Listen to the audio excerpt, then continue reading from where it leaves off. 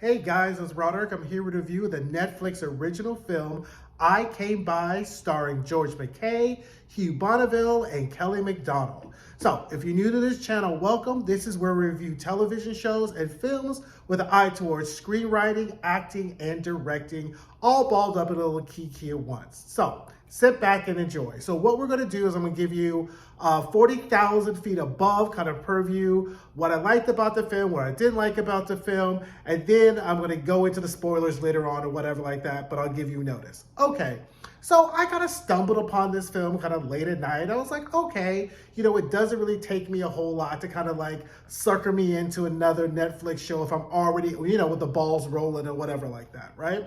So I was like, okay, Hugh Bonneville, check. Kelly MacDonald, check. I was like, let's see what this is. So the premise of the film is that a retired British judge's house is burglarized and a series of sinister events kind of unfold, right?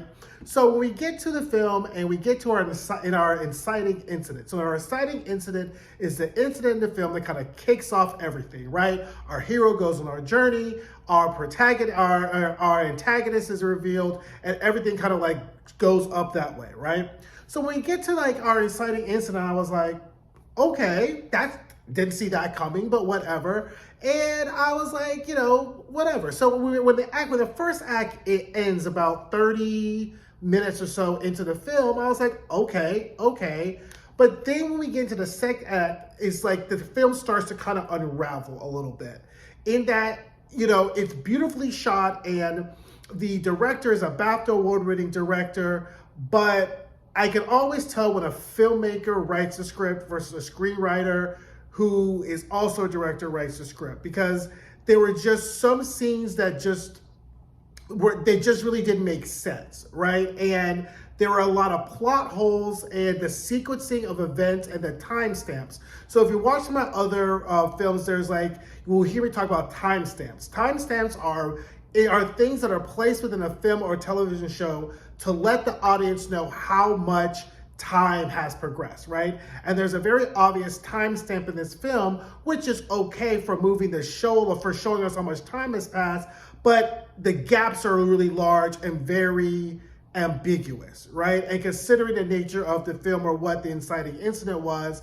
it really doesn't make sense that all this time is passing considering what's going on. So, you know, so the second act, I just really, you know, plus the film became very heavy, kind of like adding these different themes about, you know, immigration reform, criminalization, wealth inequality in the whole British society, which I all thought were really great themes. It's just that in the court, I feel like in the hands of a better screenwriter, this film would have been a lot better than what it turned out to be. The ending was very rushed.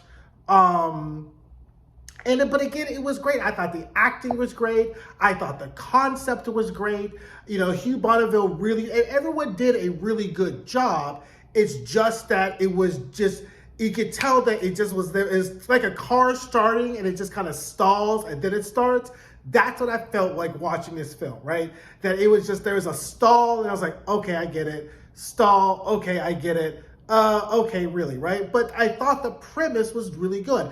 I think in reality, this film would have been better off as a limited series, right? If you think of something like The Inside Man, which I just watched, something where you could have done 3 or 4 episodes to kind of flush out a little bit more some of these themes and plots, I think that it would have been a far better show. So I'm not going to tell anyone not to watch it. I think you can watch it, have a couple of drinks first, curl up, you know, enjoy whatever edible you want to watch and sit back and watch the film and come back and in the comments and let me know what you thought if you haven't watched the film yet, okay? Now coming up are some spoilers. So pause, put in your watch later, come back to it and let me know what you think. So for those of us who have watched it, let's get into it, okay? Because this ain't gonna be super long because, again, I like the premise. But let's go back to like our establishing facts, right? So we have Toby and we see Jay. They're breaking into houses. They're doing all this stuff. And I was like, okay, this is cool. Very counterculture, very like we are the 99, whatever. So when Jay decides to case the judge's house and then we find out that Jay's girlfriend is pregnant at 23. I don't know. Again, that's a generational thing. Because I was like, what? But of course, we realize that's necessary for the story because Naz's pregnancy serves as the timestamp that moves on throughout the story, right? He finds out she's pregnant, then she's a little bit more pregnant, then she has the baby, then the baby's getting older. So the baby serves as the timestamp as we're moving on throughout the film, right? So I was like, okay, fine. So when Jay says, I'm not going to do the job, and then Toby goes to do the job, I was like, okay, I see this, a whole like reluctant hero, bop, bop, boop. Because at the film starts, we think that Toby is really the protagonist, and we realize that the protagonist in this film is really Jay. And I feel like this film did not do a really good job of kind of establishing that, right? Because Toby shows up, cases the house, gets in the house, and finds out that the judge has someone locked up in the back room. And I was like, what? Which of course I thought was a very interesting premise, right? Because we see when the guy is cutting the bushes, when Jay's out there working the yard work, we see the judge looking at pictures of this guy who we now know is the Indian servant who he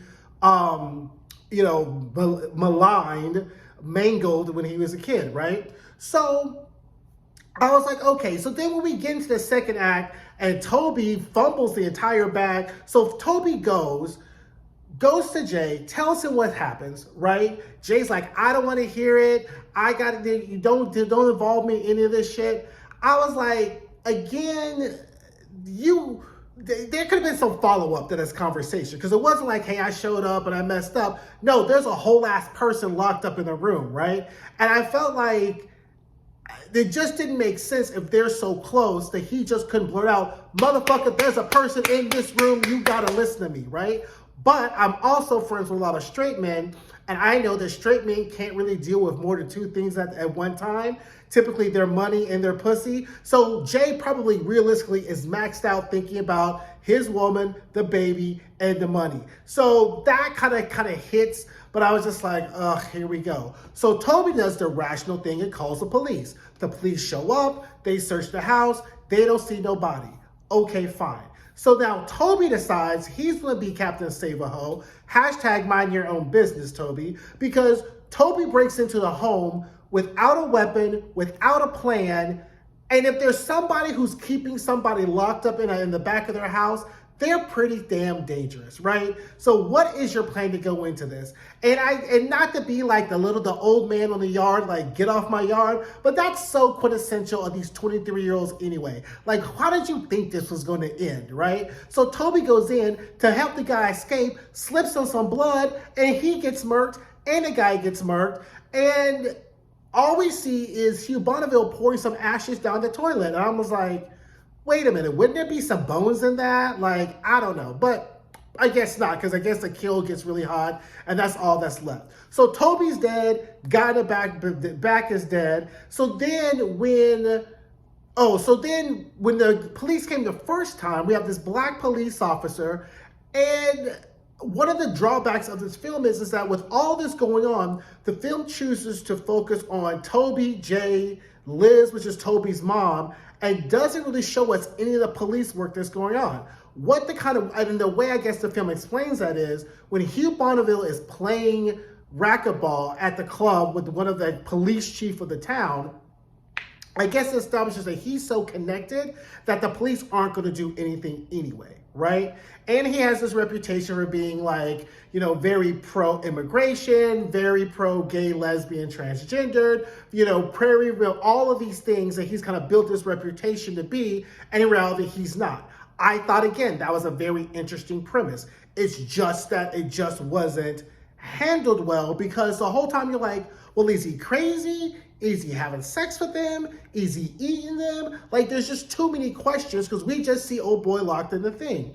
So then Liz starts figuring out, wondering what's going on. That's the mother, played by Kelly McDonald, who's fantastic. She's a therapist. And we get this scene where, she's talking to Faisal, who's this, Indian, English immigrant who wants to be, who doesn't want to be a doctor, doesn't want to disappoint his parents. And I feel like the film missed a really great opportunity to analogize what Faisal is going through in his relationship with his parents and what Kelly Macdonald's character is going through with her son Toby, who's now missing, right? They kind of do it very well at the end, but they could have done it a lot better. Again, the theme of the show, theme of the film.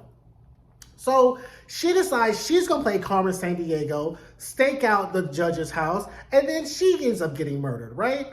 And I was just kind of like, huh. Now, in the interim of this, we find out that Hugh Bonneville is selecting his victims based upon the Asian Persian descent, right? And he's placing them in this room because his father, who was this big industrialist in England, found this boy who was working in his warehouse, took the boy in, made him part of the family, and then had the boy in the bed, banished the mother to the guest room, and the mother kills himself. And Hugh Bonneville has been very resentful of his father and these Asian immigrant and these Persian immigrants that are coming to England, right? So he's built this whole facade around him being this very pro-immigration, anti-xenophobic, but really he's a xenophobic colonizer who's killing people of Persian and Indian descent because of what his father did, right? Again, very good premise, just very clumsily kind of executed, right? Because when we get the exposition as to how this really occurred, we're like, oh, that's novel, but we still don't know what he's doing with the bodies. I know y'all are like, is that a major thing? But that's the major thing, right? Is he having sex with them? Is he beating them? I'm not getting okay, was he just trapping them? Is, because they were kind of bloody and bruised, but bloody and bruised from what? Is he hanging them up? There was just too many questions. And then as this movie's going by, we're seeing Nas with the baby, and then Jay's having problems with her because he's not really telling her what's going on. And this kind of youthful heterosexual BS drama was really not needed because you got a whole ass murder going on. You got two main characters that are dead, a police officer that ain't doing nothing, and Hugh Bonneville looking like he just stepped out of Malibu, California, super tanned in the middle of England, right? So when we get to kind of the end of the film and Jay kind of picks up the mantle and decides he's going to figure out what happened and goes and confronts Hugh Bonneville and turns him into the police, you just kind of felt like it was very kind of anticlimactic, right?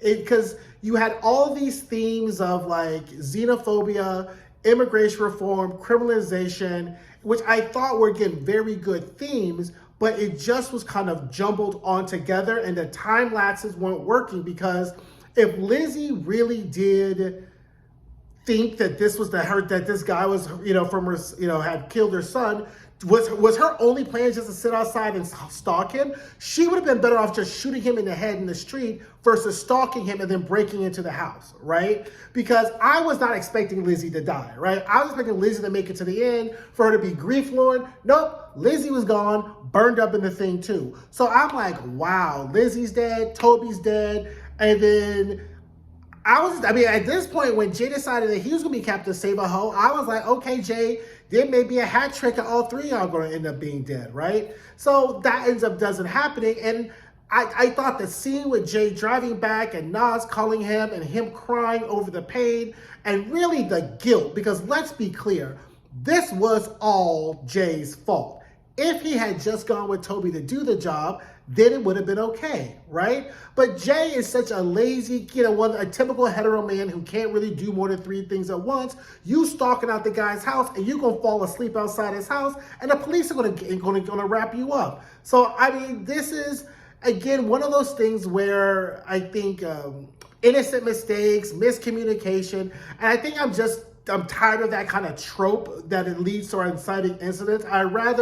Not that I'm expecting pterodactyls to swing down with nuclear warheads, but I think it just didn't hit the sense of logic that I operate on, right? Not to say that a lot of people didn't like it. A lot of people did like it. And I liked it enough, but I was just kind of I see what you're going for. It just wasn't done well. if you watch The Invitation on Netflix, it definitely gave me the Invitation type of tease. Go back and go see my review of The Invitation, and it's pretty much the same type of thing. These big overarching themes, these kind of grandiose kind of goals, and then it just ends up falling flat because it's done very clunkily, and we just don't really get to know if the characters or become invested. Like, did we really care about Toby? Toby seemed like a lazy asshole. We cared more about Kelly McDonald because she seemed like the mama who's holding it all together. Jay was kind of like a bitch-ass man too, because I was like, what kind of friend are you, right? We didn't care about Nas at the baby, right? And who Bonneville was just distracting us, again, looking like that he's living in like Panama City Beach, all super tan. That just wasn't, I was like, wow, like, is this super tanness supposed to be like the signal of his wealth in London or whatever? I just don't know. But anyway, those are my thoughts. That's my review on I Came By Netflix. Don't forget to like, subscribe, and share, and drop down in the comments. This is how the film hit me, Saturday night at 4 o'clock in the morning, right? I did take a day to think about it and mull it over, but this is how the film hit me. I want to hear what you all thought about it. Again, like I say always, nobody starts out wanting to make a film that people kind of go meh with, right? And I always do put some thought into thinking about and talking about other artists' work, because I know that someday someone's going to be talking about my work and how I would feel about something that I slaved away, put my sweat into, put my soul into, brought it out in the world, and people just kind of like low-key shit on it, right? And I don't ever want to do that. But the misses were misses. Like these misses were just huge misses, right? These weren't like strike zone strikes. These are full bed whoosh, airball strikes with some of them with the film. So anyway, drop down, let me know what you thought, and I'll see you soon. Bye.